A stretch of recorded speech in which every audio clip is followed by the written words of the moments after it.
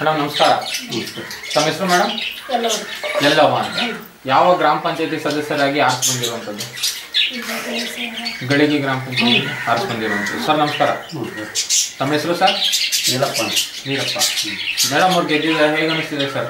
ಸಂತೋಷ ಆಗ್ತಾ ಇದೆ. ಮೇಡಮ್ ಅವರು ಒಬ್ಬ ಗೃಹಿಣಿ ಆಗಿದ್ದವ್ರನ್ನ ರಾಜಕೀಯಕ್ಕೆ ತರಬೇಕು ಅಂತ ಹೇಗೆ ಅನಿಸ್ತು ತಮಗೆ?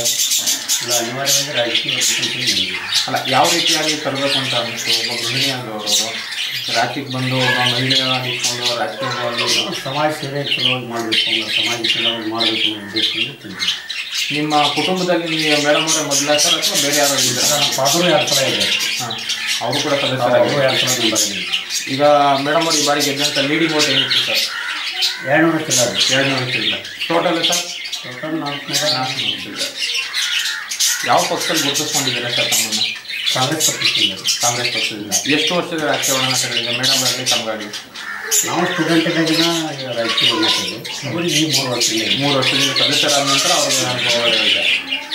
ಸರ್, ಈ 2 ವರ್ಷ ಅವಧಿಯಲ್ಲಿ ಮೇಡಮ್ ಅವರು ಕಡೆಯಿಂದ ಯಾವ ಅಭಿವೃದ್ಧಿ ಕಾರ್ಯಗಳಾಗಿದೆ ತಮ್ಮ ಕಡೆಯಿಂದ ಗ್ರಾಮಕ್ಕೆ?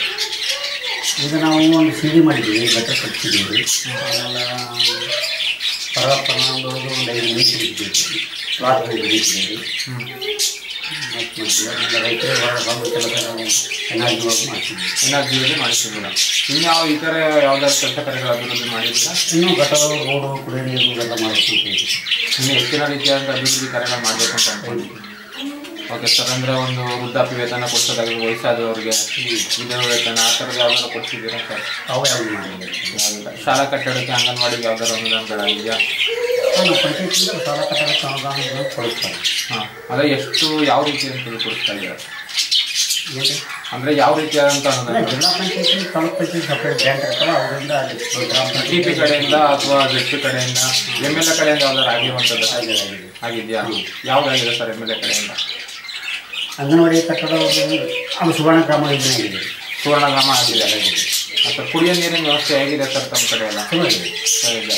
ಸ್ವಚ್ಛತೆ ಬಗ್ಗೆ ಎಲ್ಲ ಏನು ಕ್ರಮ ಕೈಗೊಂಡಿದ್ದೀರಾ ಸರ್? ಪಂಚಾಯತಿಗೆ ಬಂದಿರ್ತಾರೆ, ಅವ್ರು ಸ್ವಚ್ಛತೆ ಮಾಡ್ತಿರ್ತಾರೆ ನೀರಿಗೆ. ಹಾಂ, ಅಂದರೆ ಒಂದು ವಾರನೋ ಒಂದು ತಿಂಗಳು ಯಾವ ರೀತಿಯಾದಂಥ ಒಂದು ಸ್ವಚ್ಛತೆ ಮಾಡ್ತೀರಾ ಸರ್? ಈ ತಿಂಗಳಲ್ಲಿ 2 ಸಲ ತೊಳಿತಾರೆ, ಅವ್ರು ಮಿನಿ ಟ್ಯಾಂಕ್ ಇರ್ತಾರೆ. ಹಾಂ, ನೀರು ಬಿಡ್ತಾರೆ. ಈಗ ಮೇಡಮ್ ಅವರು ರಾಜಕೀಯಕ್ಕೆ ಬರೋಕ್ಕೆ ಗುರುಗಳು ಅಂತ ಯಾರು ಇದ್ದಾರಾ?